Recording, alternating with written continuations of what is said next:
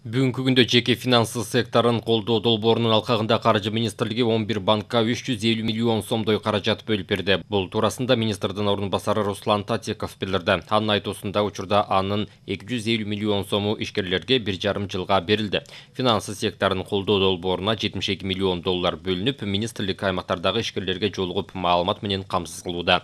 Долбоорду ишке ашыруу үчүн 72 миллион доллар бөлүнгөн. Бүгүнкү күндө чакан жана орто бизнестин өкүлдөрүнө каражат бөлүү максатында Финансы министрлиги 11 коммерциялык банкка 350 миллион сомдой каражат бөлүп берди.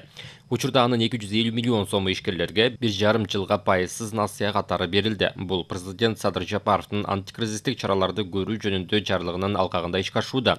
Министрликтин алкагында атайын топ түзүлүп, аймактардагы бизнес өкүлдөрүнө жолугуп түшүндүрүү иштерин жүргүзүп жатышат. Ошондой эле АДИС чакан жана орто бизнести колдоо долбоору 2024 жылга чейин ишин жүргүзүп, ишкерлерге 6,8 миллиард сом насыя иретинде пайызсыз берилерин кошумчалады.